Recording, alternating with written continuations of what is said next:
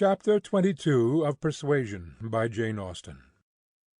Anne went home to think over all that she had heard. In one point her feelings were relieved by this knowledge of Mr. Elliot. There was no longer anything of tenderness due to him. He stood as opposed to Captain Wentworth in all his own unwelcome obtrusiveness, and the evil of his intentions last night, the irremediable mischief he might have done, was considered with sensations unqualified, unperplexed. Pity for him was all over. But this was the only point of relief. In every other respect, in looking around her, or penetrating forward, she saw more to distrust and to apprehend.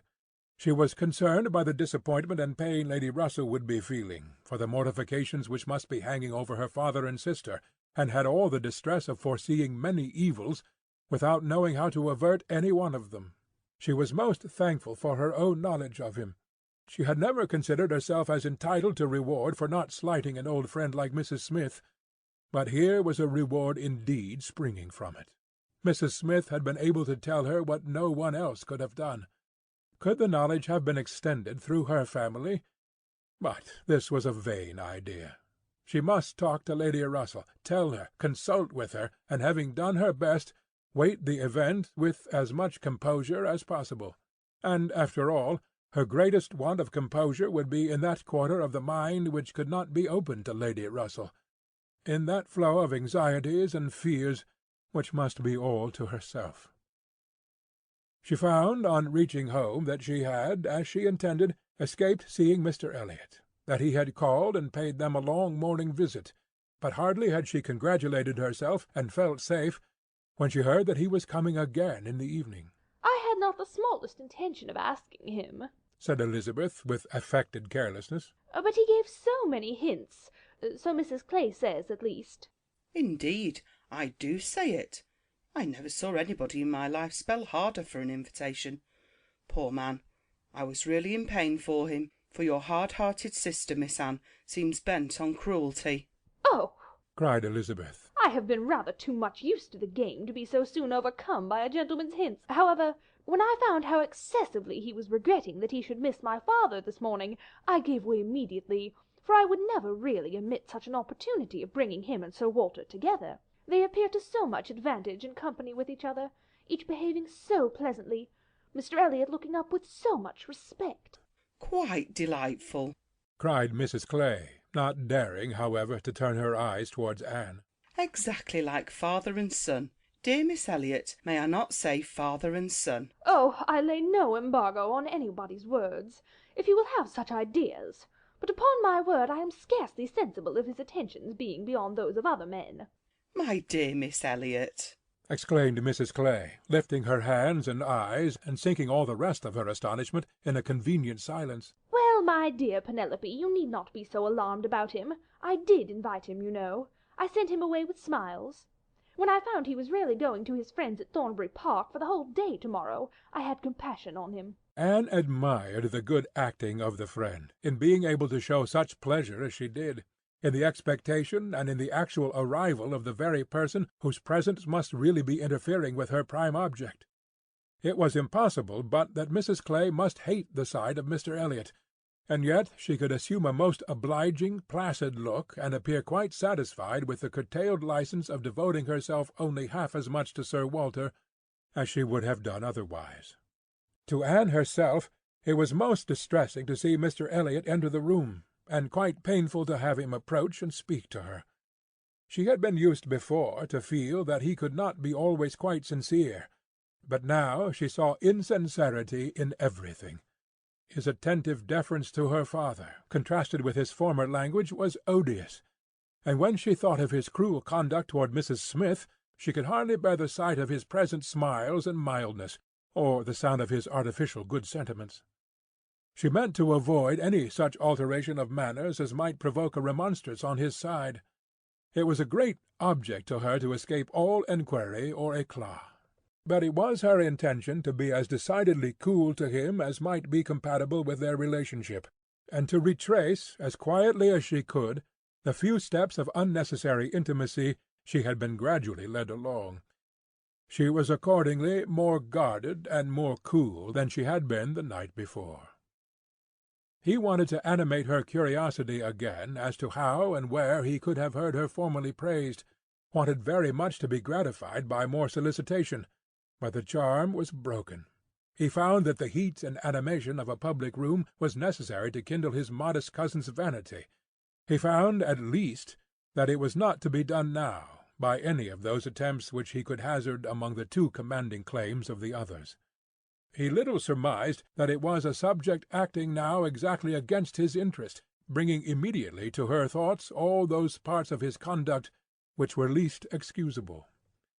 She had some satisfaction in finding that he was really going out of Bath the next morning, going early, and that he would be gone the greater part of 2 days. He was invited again to Camden Place the very evening of his return, but from Thursday to Saturday evening his absence was certain. It was bad enough that a Mrs. Clay should be always before her, but that a deeper hypocrite should be added to their party seemed the destruction of everything like peace and comfort.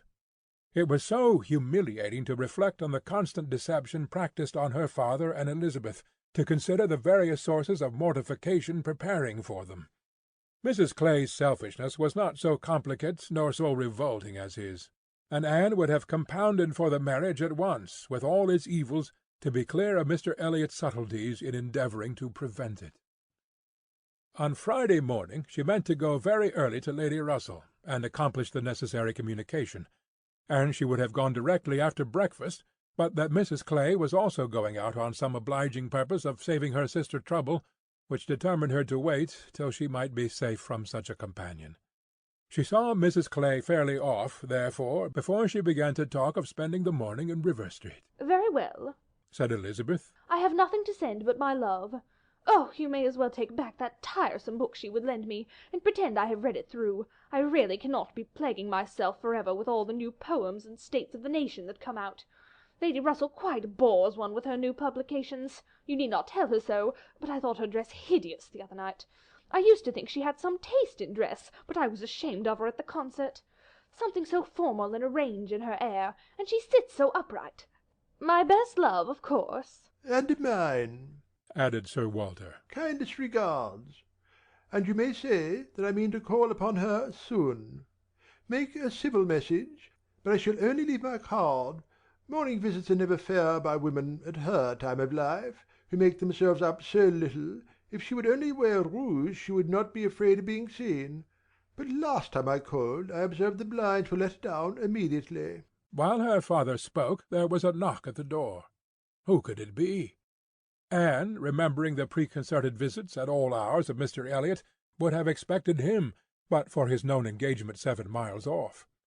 After the usual period of suspense, the usual sounds of approach were heard, and Mr. and Mrs. Charles Musgrove were ushered into the room. Surprise was the strongest emotion raised by their appearance, but Anne was really glad to see them, and the others were not so sorry but that they could put on a decent air of welcome, and as soon as it became clear that these, their nearest relations, were not arrived with any views of accommodation in that house, Sir Walter and Elizabeth were able to rise in cordiality, and do the honours of it very well. They were come to Bath for a few days with Mrs. Musgrove, and were at the White Hart.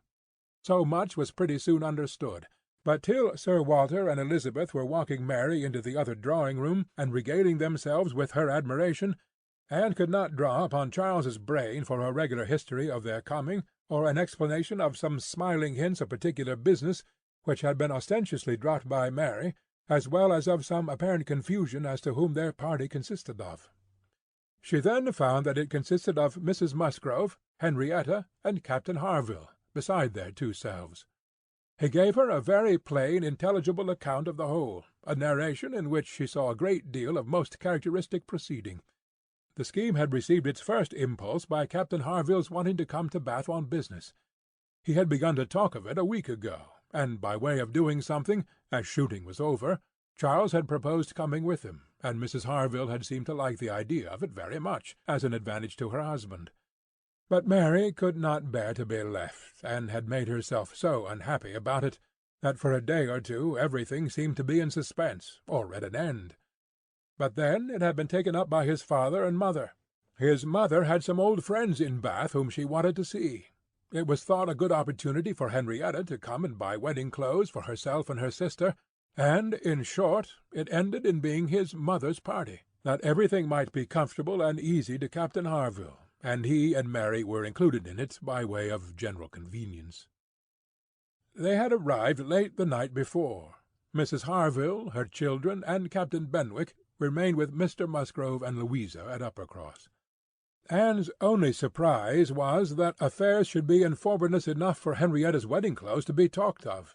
She had imagined such difficulties of fortune to exist there as must prevent the marriage from being near at hand.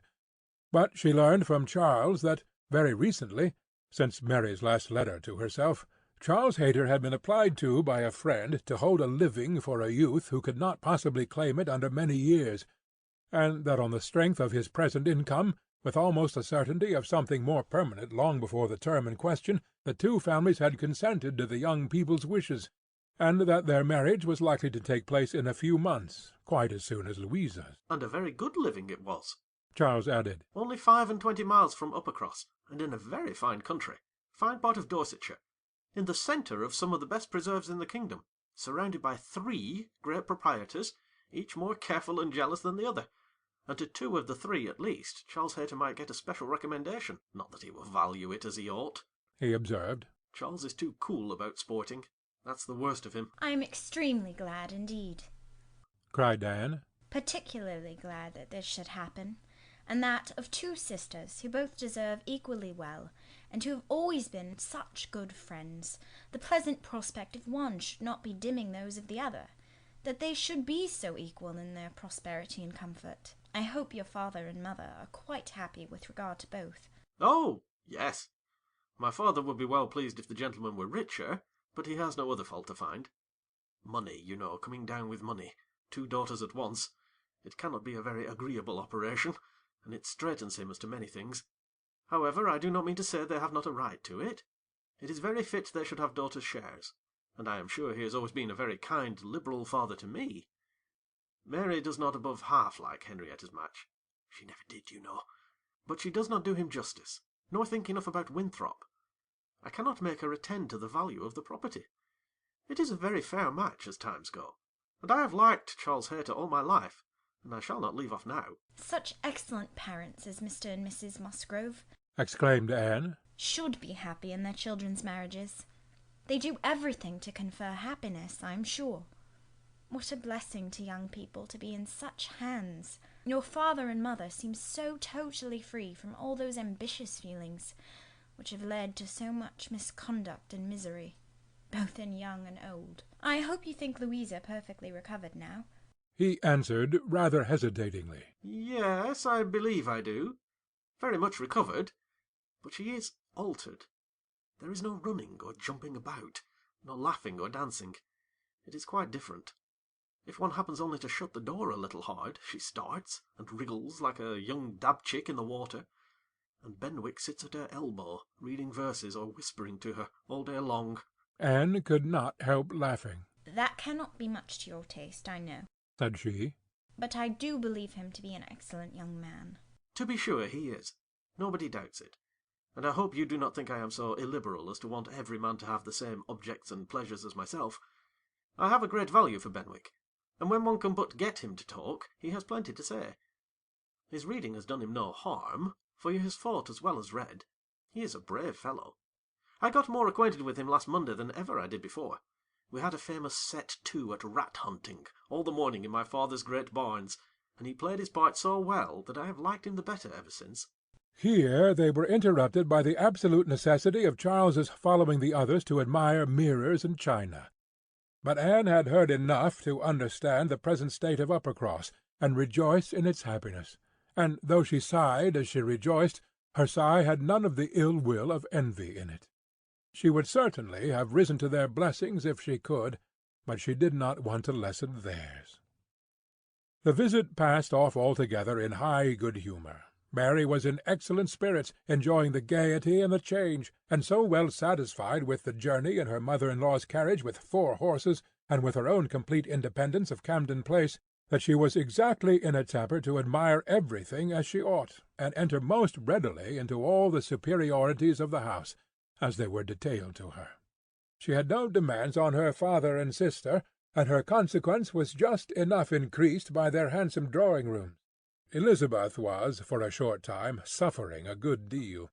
She felt that Mrs. Musgrove and all her party ought to be asked to dine with them, but she could not bear to have the difference of style, the reductions of servants which a dinner must betray, witnessed by those who had been always so inferior to the Elliots of Kellynch.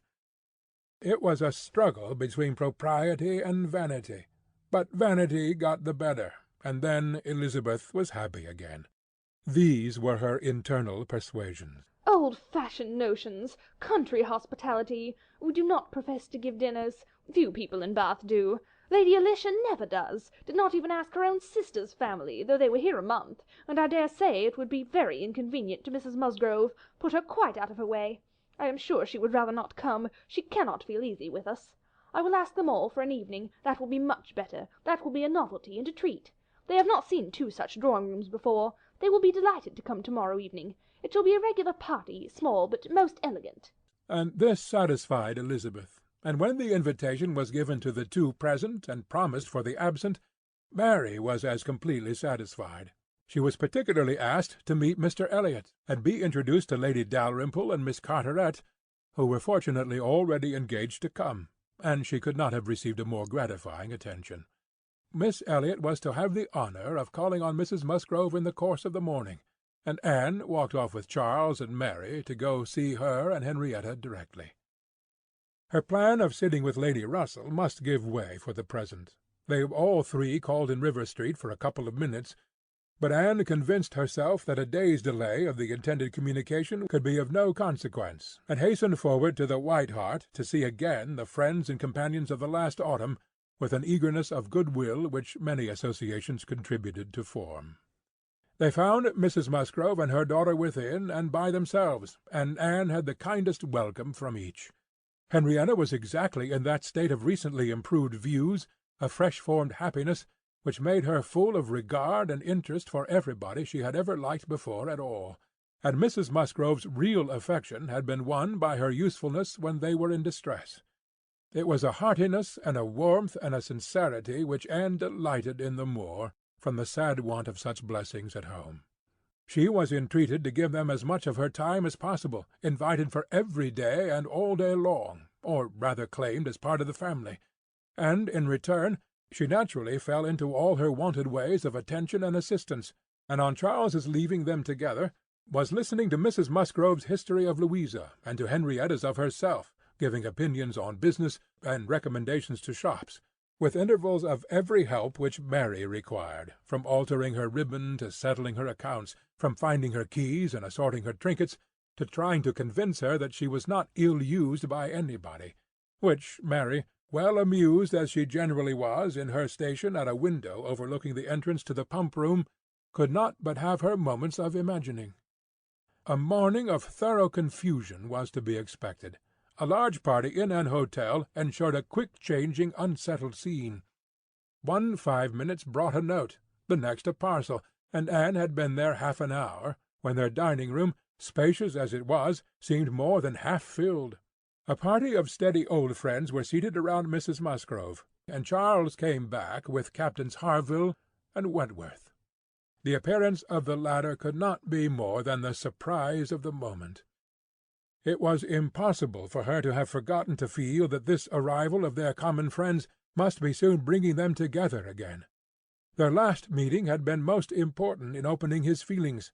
She had derived from it a delightful conviction, but she feared from his looks that the same unfortunate persuasion which had hastened him away from the concert-room still governed.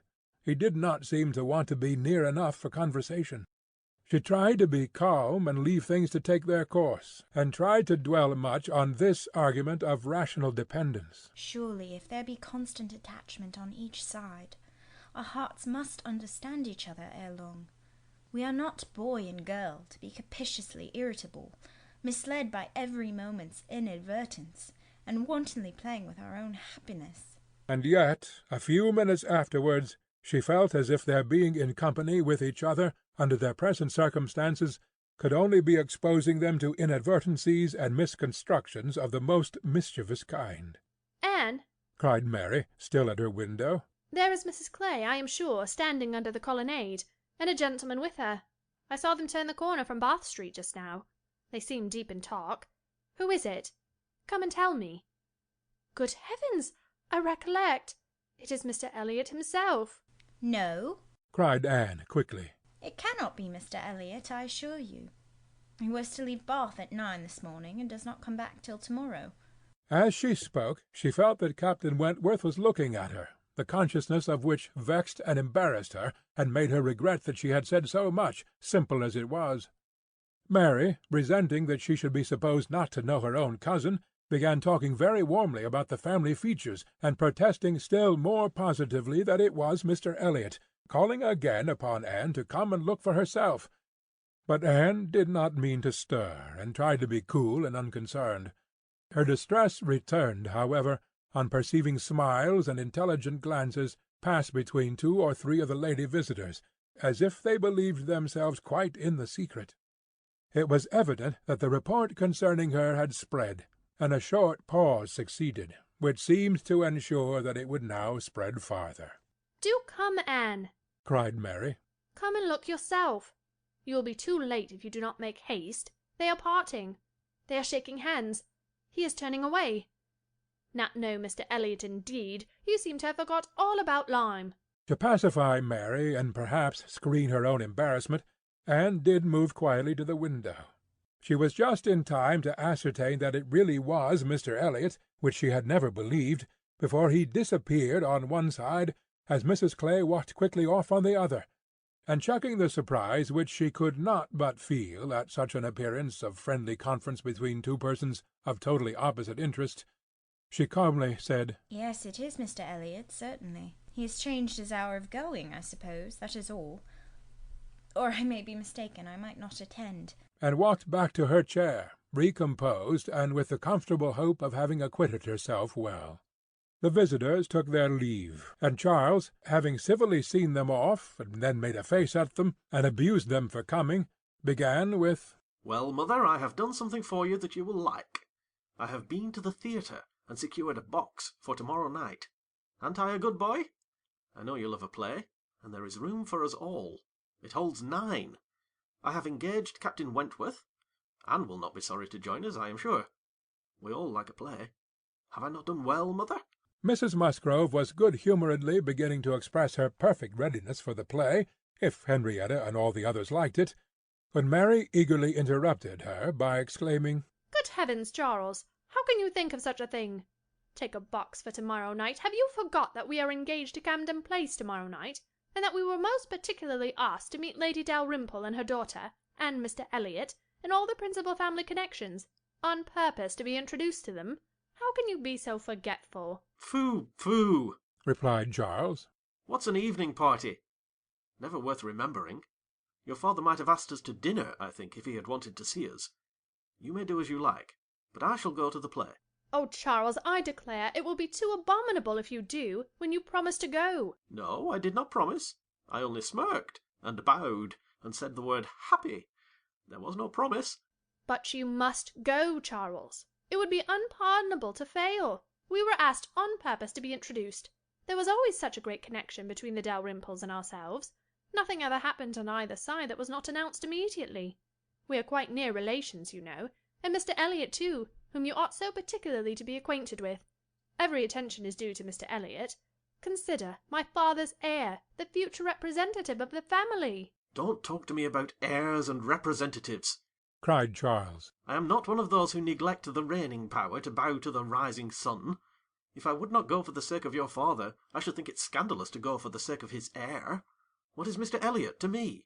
The careless expression was life to Anne, who saw that Captain Wentworth was all attention, looking and listening with his whole soul, and that the last words brought his inquiring eyes from Charles to herself.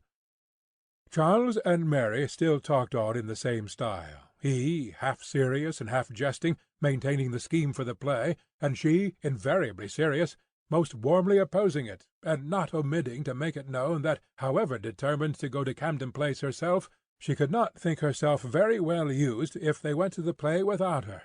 Mrs. Musgrove interposed. "We had better put it off. Charles, you had much better go back and change the box for Tuesday.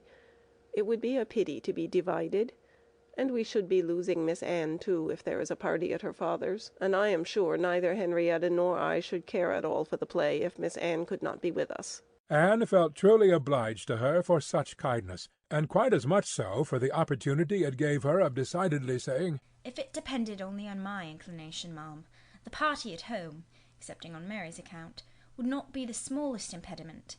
I have no pleasure in the sort of meeting, and should be too happy to change it for a play, and with you. But it had better not be attempted, perhaps." She had spoken it. But she trembled when it was done, conscious that her words were listened to, and daring not even to try to observe their effect. It was soon generally agreed that Tuesday should be the day, Charles only reserving the advantage of still teasing his wife by persisting that he would go to the play tomorrow if nobody else would. Captain Wentworth left his seat and walked to the fireplace, probably for the sake of walking away from it soon afterwards, and taking a station, with less barefaced design, by Anne. "You have not been long enough in Bath," said he, "to enjoy the evening parties of the plays." "Oh, no.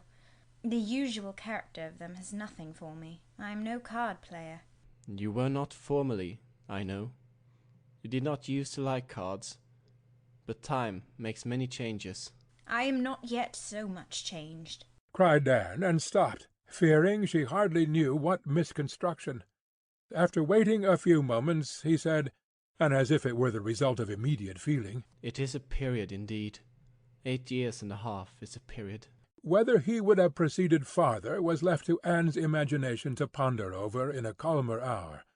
For while still hearing the sounds he had uttered, she was startled to other subjects by Henrietta, eager to make use of the present leisure for getting out, and calling on her companions to lose no time, lest somebody else should come in.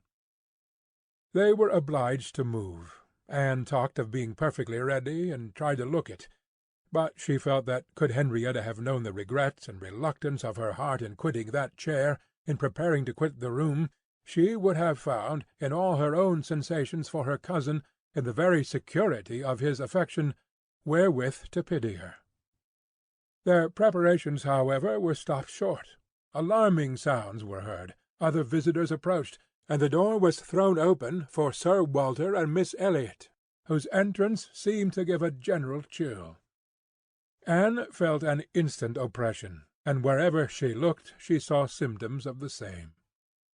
The comfort, the freedom, the gaiety of the room was over, hushed into cold composure, determined silence, or insipid talk, to meet the heartless elegance of her father and sister. How mortifying to feel that it was so! Her jealous eye was satisfied in one particular. Captain Wentworth was acknowledged again by each, by Elizabeth more graciously than before. She even addressed him once, and looked at him more than once. Elizabeth was, in fact, revolving a great measure. The sequel explained it. After the waste of a few minutes in saying the proper nothings, she began to give the invitation which was to comprise all the remaining dues of the Musgroves. "To-morrow evening, to meet a few friends. No formal party." It was all said very gracefully, and the cards with which she had provided herself, the Miss Elliot at home, were laid on the table, with a courteous, comprehensive smile to all, and one smile and one card more decidedly for Captain Wentworth. The truth was that Elizabeth had been long enough in Bath to understand the importance of a man of such an air and appearance as his. The past was nothing. The present was that Captain Wentworth would move about well in her drawing-room. The card was pointedly given, and Sir Walter and Elizabeth arose and disappeared. The interruption had been short, though severe, and ease and animation returned to most of those they left as the door shut them out, but not to Anne. She could think only of the invitation she had with such astonishment witnessed, and of the manner in which it had been received. A manner of doubtful meaning, of surprise rather than gratification, of polite acknowledgment rather than acceptance. She knew him. She saw disdain in his eye, and could not venture to believe that he had determined to accept such an offering as an atonement for all the insolence of the past. her spirits sank. He held the card in his hand after they were gone, as if deeply considering it. "Only think of Elizabeth including everybody," whispered Mary very audibly. "I do not wonder Captain Wentworth is delighted. You see, he cannot put the card out of his hand." Anne caught his eye, saw his cheeks glow, and his mouth form itself into a momentary expression of contempt, and turned away, that she might neither see nor hear more to vex her. The party separated. The gentlemen had their own pursuits, the ladies proceeded on their own business, and they met no more while Anne belonged to them. She was earnestly begged to return and dine, and give them all the rest of the day. But her spirits had been so long exerted that at present she felt unequal to more, and fit only for home, where she might be sure of being as silent as she chose. Promising to be with them the whole of the following morning, therefore, she closed the fatigues of the present by a toilsome walk to Camden Place, there to spend the evening chiefly in listening to the busy arrangements of Elizabeth and Mrs. Clay for the morrow's party, the frequent enumeration of the persons invited, and the continually improving detail of all the embellishments which were to make it the most completely elegant of its kind in Bath, while harassing herself with the never-ending question of whether Captain Wentworth would come or not. They were reckoning him as certain, but with her it was a gnawing solicitude never appeased by 5 minutes together. She generally thought that he would come, because she generally thought he ought. But it was a case which she could not so shape into any positive act of duty or discretion as inevitably to defy the suggestions of very opposite feelings. She only roused herself from the broodings of this restless agitation to let Mrs. Clay know that she had been seen with Mr. Elliot 3 hours after his being supposed to be out of Bath, for, having watched in vain for some intimation of the interview from the lady herself, she determined to mention it, and it seemed to her there was guilt in Mrs. Clay's face as she listened.